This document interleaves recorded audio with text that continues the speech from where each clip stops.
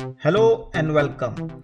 This is the Fit for Privacy Podcast, the podcast for professionals. I'm your host Punit Bhatia.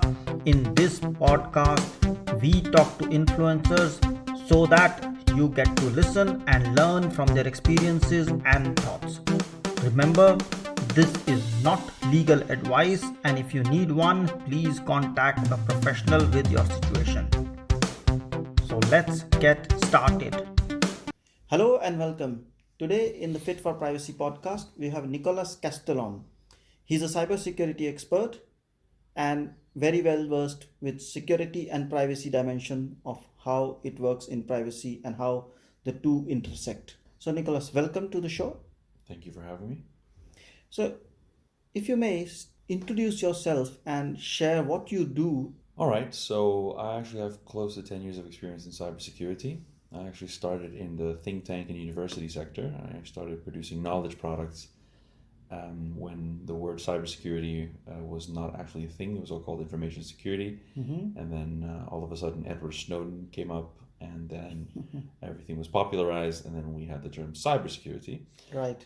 So I invested some years in that, worked a bit in some international organizations and some think tanks, universities, and I realized consistently that I had a handicap in understanding technology. And I took a deep dive in the technology sector. So I joined a systems integrator, which are a very particular type of company. They basically provide the services, build the services for almost every public service we have out there, even for private companies. You actually get to really take a deep look at the technology and understand how things work. And I've been doing that for the last 6 years. And right now, I am a senior manager at Capgemini's cybersecurity unit in the Netherlands. And I manage the cyber defense team. So we do the red, the blue, and the purple teaming. Interesting. And how do you get into privacy then? So privacy is is a different dimension of cybersecurity.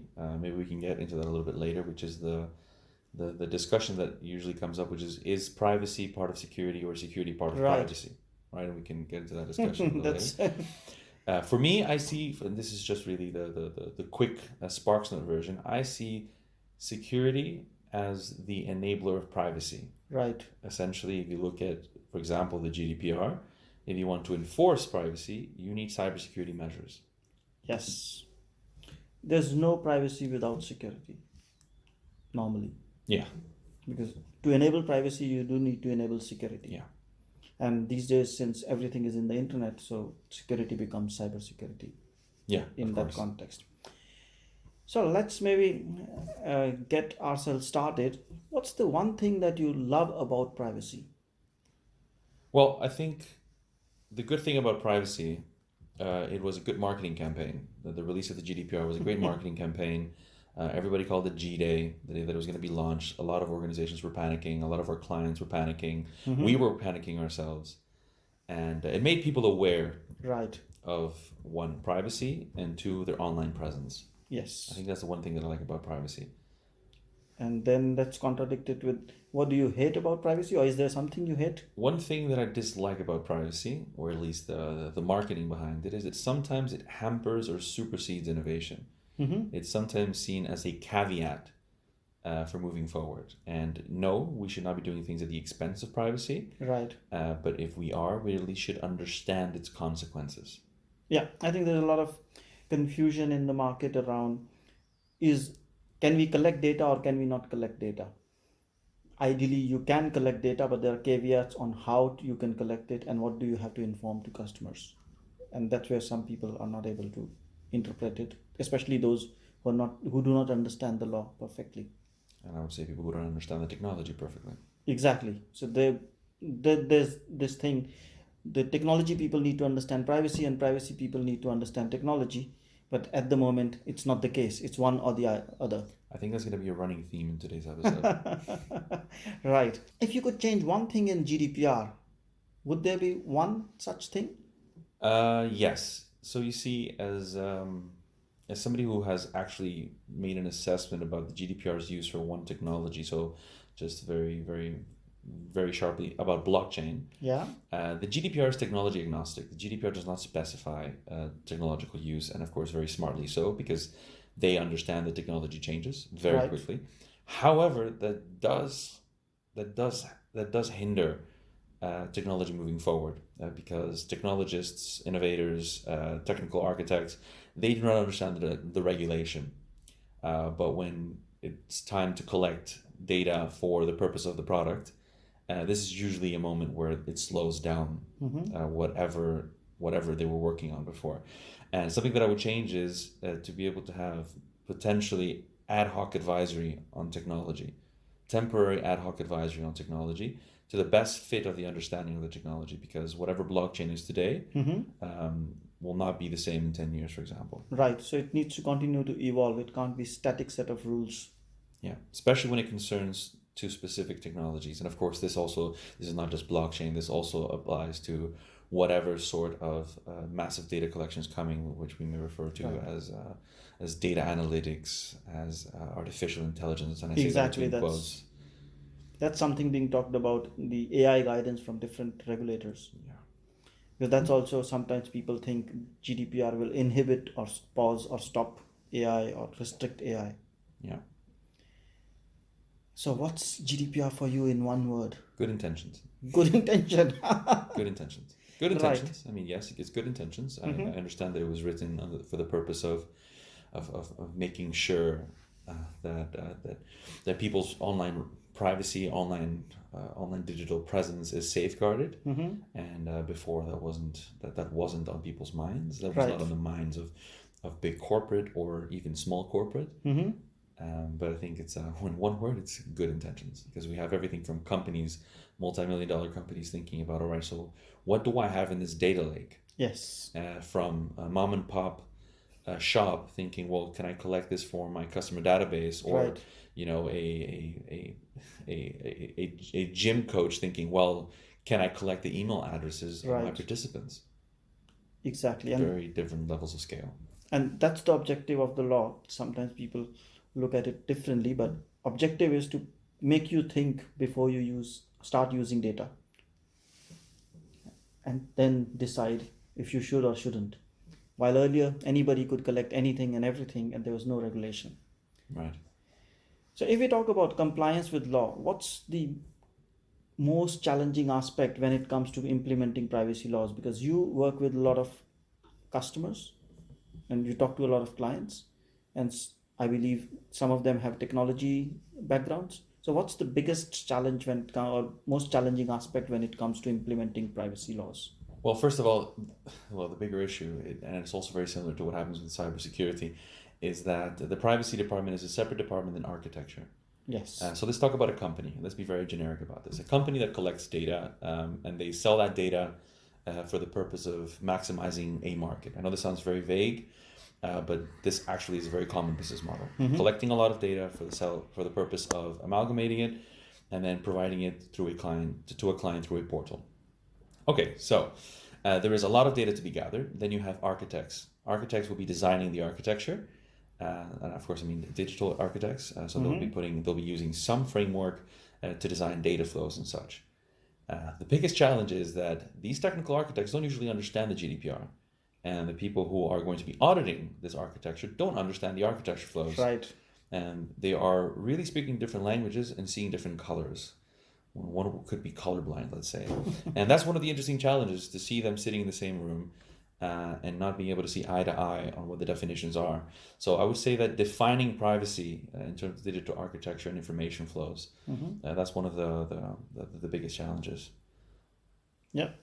And when it comes to social media, because that's also one of the technological advancements these days, what's your view on social media and privacy? Does that go hand in hand? Is that a challenge? Right. So that's an interesting one. So social media and privacy.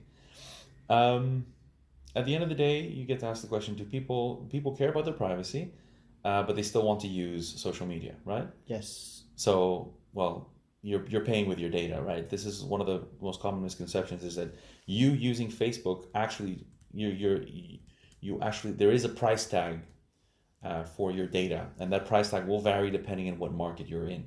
Somebody in the North American market versus the European market versus, let's just say, South American market will have a different price tag attached to each other. So technically your data has a worth. Right. And something that you should know, which should be a main mantra for this field, is if something is free, it means that you are the product. Yeah. That's full stop. What people should understand. If you're using something, you're the product. So you can apply that to any of your email accounts that are free. You can apply that to any online streaming platform that you see that you use online that is free. Why is it free? Because you're the product. You're either consuming something and they're putting advertisements right back to you, or they're collecting your data. And you can say that mostly about your email providers. So we're at the start of an age where your data is worth some money, right? Yes. Nowhere has it been before that me staring at a newspaper was worth money, right? Now me staring at my phone and consuming advertisements and being able to sell off my GPS data, selling my last 3 websites visited, selling off my contact list, selling off my et cetera. And of course, this is like, for example, apps like Pokemon Go, right? Or some Harry Potter game apps where people think that they're friendly games, and they are friendly games. What you're essentially selling is a lot of ancillary data. All of that data has a value. And my personal belief and professional belief is that that data will one day be a lot more than what it is right now. So right now, let's say if my consumption per quarter is around 3 to 10 euros in advertising revenue or in selling my data, etc. And of course, this is an exaggeration. In the not so long term, it'll be a lot more. Mostly because everything's becoming digital. And right now we just have our phones and our smartwatches, but then comes the car, then comes the toothbrush, then comes my smart lights, then comes my smart toaster and my smart etc. And then all of that data will also be up for sale. But then I think at that point, hopefully there will be a better bargaining position for the consumer. Yeah. For those that are interested, there's actually a nice model called My Data, which is the Nordic model of data. And they already set some human-centered frameworks for what the future of data will be. And I agree with some of that stuff, and I do agree that eventually our data will be worth a lot more and we'll have a better bargaining position. Right. And I think the objective or the benefit of these laws is now people are starting to talk about the value of data and thinking sometimes saying, should we pay the customer and then will it be a legitimate way of getting that data? While earlier it was, I can use it. Yeah, I can use it and that's it. And it also brings up the question, as a consumer, I mean, it's just a very simple poll. Who here pays for, and I will name this YouTube. YouTube has a paid version. Who pays for YouTube? If Facebook had a paid version, who would pay for Facebook? I mean, your Outlook, your Gmail, they have paid versions. And how many consumers actually use those versions? And through, when you put that question to the trial, are you willing to pay for the stuff you use for free? Some people are willing to say yes. Yeah. The majority, unfortunately, in my experience, say no. Yeah. And the mindset is such that people think it's free, but behind free, you're paying for it in a non-monetary way. The company behind it is monetizing what you are giving it as your personal data. Exactly. So it's what we see as value of payment. So how is it that you're paying? No, you're not paying through your bank account. You're not paying through an online subscription. You're not paying with credit card. You're paying with your own private data, which, of course, I mean, well, who actually reads those privacy statements?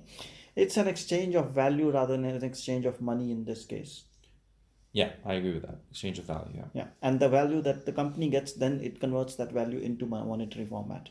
Right. While the consumer is not even aware of the value of his or her data. Yeah, and that is what I say that I think will be changing soon. I think the consumer will be more aware of the monetary value behind that. Yeah, and I think over time, either it will become we can't do it, and then the free things will become paid for. So the consumer ends up paying, or else the companies would be willing to pay for, if you give me this data, that much I can pay you every month. We don't know which direction it's headed. Yeah. But something got to change. Yeah, something will change for sure. Something will change for sure. Yeah. Okay, that was on the technology side of it. But sometimes, I don't know if you see in business meeting, you're collecting business cards, and then is collecting business cards and sending introductions compliant with GDPR? Now, a lot of people, when I meet them at events and discuss, they ask this question: what's your view on it?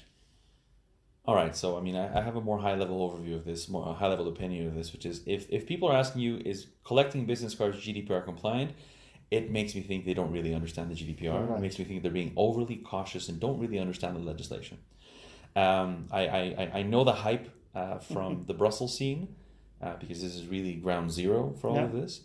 If you're being cautious about collecting business cards, it is, I think, for the sake of being overly cautious and sort of being it's fashionable. It is fashionable. I think 6 months before and 6 months after the GDPR, it was fashionable for the most minor things to try to be GDPR compliant. And sometimes it's, again, good intentions. Yeah. But that's not the point of the law. So it's fashionable. It's like certain products that nowadays carry the word gluten-free, where the product is beyond the ability of having gluten in it. Yeah. But it was a fashion statement back in whatever time this product was produced. So it's GDPR compliant. So yes, can we collect your business card? If you have a business card and you give it to someone, what is the intent and purpose of that business card? The intent and purpose of that business card is for you to have some sort of transaction of communication. Exactly. Therefore, if you give that is maybe implicit, the tick in the box that you can give to the person saying that, yes, I want you to use my business card so you can contact me for whatever purpose is necessary for the origin of this conversation. Yeah, I think that's fair enough. Where it gets into the bloody line is if then somebody enrolls you for a newsletter, and that's, I think, better off if you're asking consent beforehand, saying, I got your business card, we have a lovely newsletter, would you like to receive it, yes or no? Yeah, I agree with that. So before you spam me, exactly, before you don't start spamming. If I get your business card or you get somebody's business card, if you send them a hello, I met you and this is a business proposition for you, he can say yes or no, but that's a business conversation that you won't be making it 10 times a month. Yeah. But the newsletter would be 10 times a month, and there it's better off asking, would you like to subscribe? For explicit consent. Yes. As stated in the GDPR, but if I'm going to contact somebody and say, thank you for joining my event. Yeah. Well. Yeah. An event, it's still fine because you won't be doing events every week. Yeah. That you can send it. But yeah, it's how you interpret this thing, and there's a lot of gray area that gets in because that's about interpretation of the law rather than clear set of rules in which we can say yes or no. And sometimes people are looking for binary things. Yes, exactly. And that's why I say that it's more fashionable to say, well, this is a hot topic right now, so let's just ask the question so people are aware that we are in the know. Yeah. And like I say, good intentions all around, but impractical. Yeah, and I think it's going to get even more different because with certifications coming along, a statement on it's becoming fashion. So the GDPR certification or the seal would become GDPR compliant. It will become fashionable more and more. Yeah, but it'll probably be sort of like a label of saying fair trade. Yes, it may get into that. Yes, if not done properly. Yeah, you look at a product, you look at a service, and you're looking for the GDPR compliancy sticker on it. Yes, we're trying to do almost the same thing with cybersecurity. We're sort of having a cybersecurity label that products are at least that meet some certain level of compliance. I won't even get into the detail of that, but that's a very interesting discussion, at least for software and for manufacturing, which is, can products be certified secure? Yeah. And I think it's the same thing. Can they be certified privacy compliant or GDPR compliant, or etc.? Is there a business model behind that? Oh, absolutely. Of course, there's a business model behind that. And I think that's what will most likely drive the conversation. Yeah. But these days, business and technology moves so fast, you cannot certify on privacy or security. It's always at a certain point in time. Because as technology changes, as business changes, you may need to review it. Oh, absolutely. Yeah. Absolutely. And in your field, as a specialist in cybersecurity, how do you see the intersection or correlation between privacy and security? So going back into that topic, it's an interesting one. So for example, us at Capgemini, we have a department, what we call a chapter, just dedicated to privacy. And it's very interesting that the privacy consultants will sometimes excuse themselves and say, well, I'm not a security expert, but, and they'll go on speaking about privacy. It's interesting because, and I'll speak only in my personal view, I see privacy as a component of security. So they're in terms of bodies of knowledge, they are very different. Yes, I understand this, that privacy does stem from a more legal basis. of what can and what cannot be, and that sometimes is a little bit more binary. However, technology is, ironically, technology is binary right now until we get quantum, but sometimes it's not. The understanding is not that explicit. So something, just a discussion that I'll just throw in here, talking about blockchain. For a framework we developed for the Dutch Blockchain Coalition, so a coalition of organizations that got together to work on blockchain technology and try to do societal good. But of course, we wanted to develop a framework for them for cybersecurity, and we thought, well, their biggest concern is actually privacy, the privacy on the blockchain. There was actually one organization, I won't say names, that actually developed a blockchain to put the information of infant-born babies, to be able to have their information monitored. Of course, the information is not on the blockchain, but references are on the blockchain. Right, and it was, I think they called it the first blockchain baby that was born. So then the question becomes, all right, so if everybody's main concern is blockchain, how do you actually, if this blockchain baby turns 18 and says, I want my data deleted, how do you delete data on a blockchain? And of course, let's not get too much into the details here, because we can go on, we can fill out the entire podcast about this. But how do you delete? The GDPR states the right to be forgotten, right? That's very black and white. So right. How do you delete on blockchain? So for those of you who might not understand, a blockchain is a ledger that is supposed to be irrefutable. So if a transaction is made, that transaction will be stored and saved until the entire chain is deleted, renewed, or, well, there are many other technical ways to be able to do this. So we advised in this framework, all right, so in order to comply with this, we should encrypt that block and, quote unquote, throw away the key. Yep. So we thought, well, this should be sufficient. However, of course, we can never get this on paper from the DPA that this is okay, because at the end of the day, as soon as we get quantum computing, that block's encryption will be as good as a small padlock. You can just smash it and then it's out. So then the question becomes, okay, so this is why I mentioned that the GDPR should have ad hoc technology advice. In order to be able to cater to the current technology now. And again, the blockchain of today is not the same blockchain of the 1990s, keeping in mind that blockchain is not a new technology. It was called distributed ledger technologies. Now it's called blockchain, and in 10 to 15 years it'll probably be called something else. And the variations will be in the architecture. And I know I'm going a bit around the question of what is the difference between privacy and security. But an understanding of architecture is something that I think.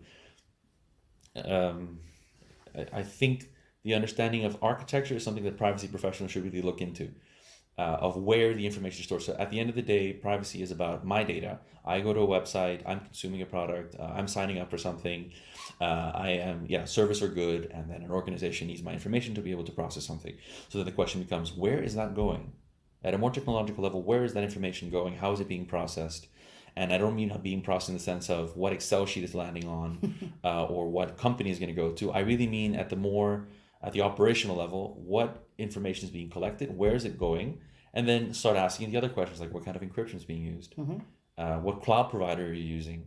What kind of business continuity plans are there? What kind of risk assessments are being done?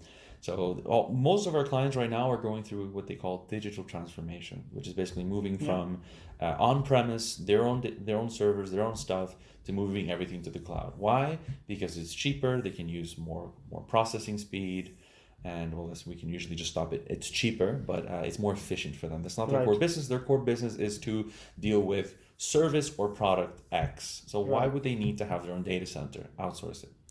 Yeah, they can always outsource it. The only thing is, the outsourcing needs to be privacy compliant. Yes, yeah. So privacy compliant, and then that's why I say that when you want to link both things, I think security has a more technology focus than privacy. Privacy is usually left at a higher level of legality. So what is in the GDPR? It's almost as people who interpret the GDPR.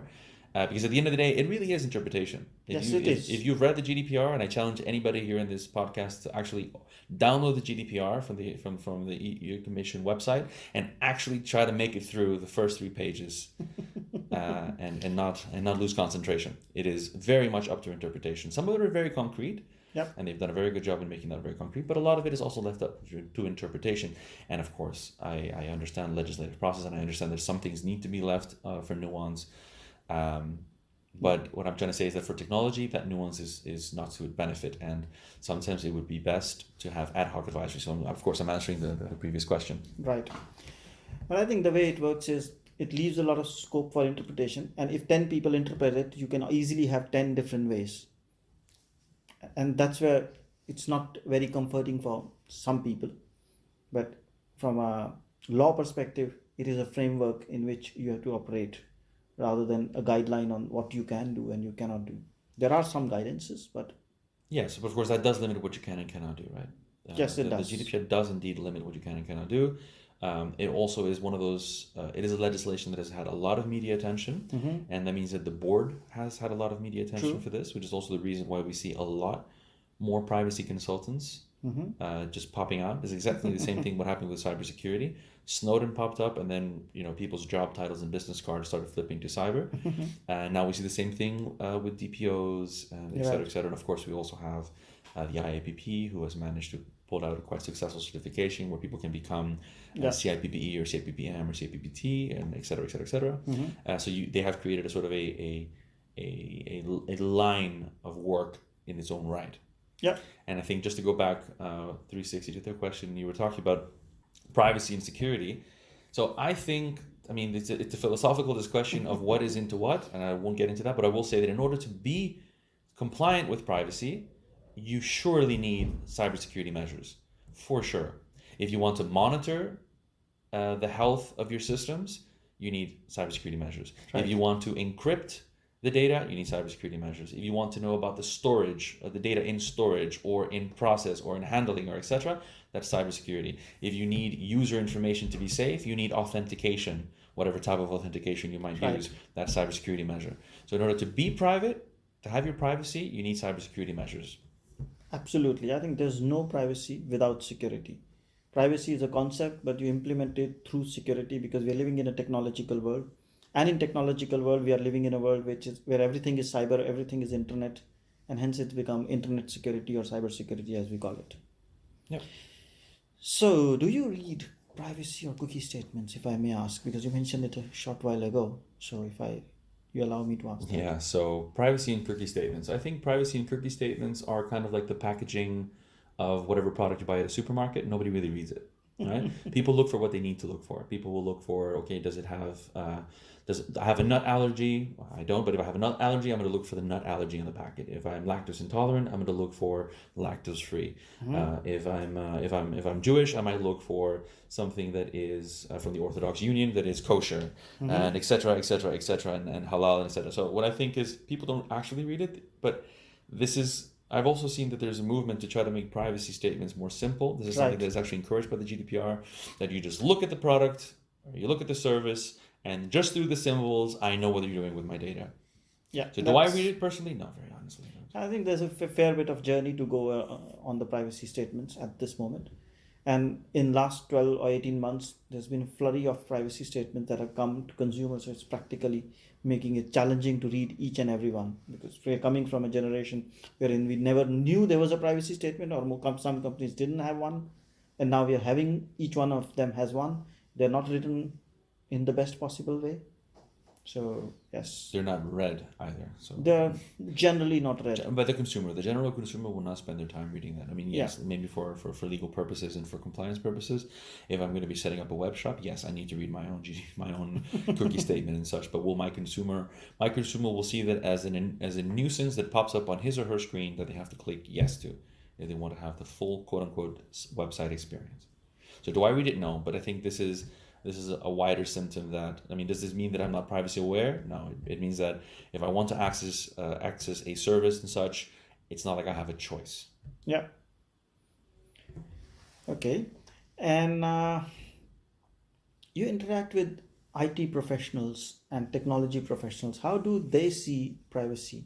Do they see it as a bottleneck, a challenge, an enabler? How do they see that? Yeah, that's a very wide question, of course, because not all technologists have an opinion. You can hardly get them to, like every group of people, you can hardly get them to agree on what to have for lunch. There are different camps, I would say. So yes, some camps say that it is unnecessary complication that hinders technological processes. The second is that, actually this stems more from the fact that they might not understand it. And then I would dare say that it's because they haven't been shown to understand it. So it's really, it's a chicken or the egg. Who is supposed to invite who? Are the technical people supposed to invite the legal people to understand the technology, or the legal people supposed to invite the technical people to understand the legislation? Where does the conversation start? So that it's hindering.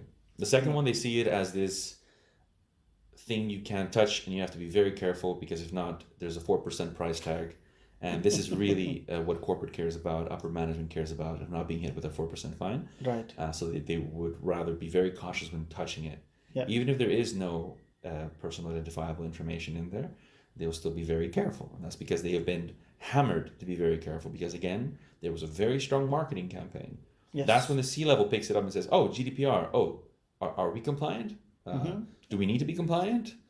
We are a manufacturer of product X. Are we compliant? It's like, no, you don't have personal data. Right. You have a different issue.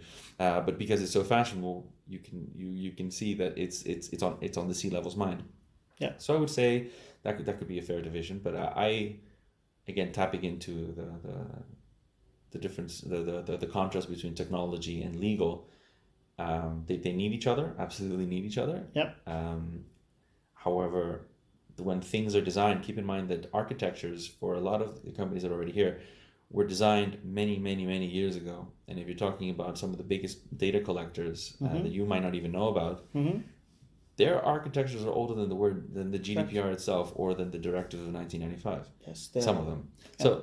And some of them have relational databases which do not allow for deletion of data. Yeah. Because you delete one thing and the other one falls. So they're not blockchain based, but they're still the same challenge. Yeah. Because databases used to have connections, linkages, and so on, and it's not possible to delete. Yeah. So how do you do that? So it also makes you think that whoever wrote, whatever legal team was designing and writing the GDPR, were they made aware of all the technological, let's say, notes, things that they should have kept in mind. Yeah, I look at it, deletion as putting information beyond use, so it doesn't have to be physical deletion. But yes, there's no official guidance in terms of that. Right. Okay, and so it was interesting having you.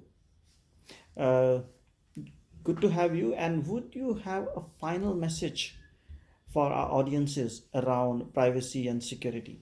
Yeah, my advice to all privacy experts out there, or experts in becoming, is that you should try to understand technology. You really should try to understand on a more granular level how digital infrastructures work. And then you will actually be able to see how these consume or digest whatever advice is given by the GDPR.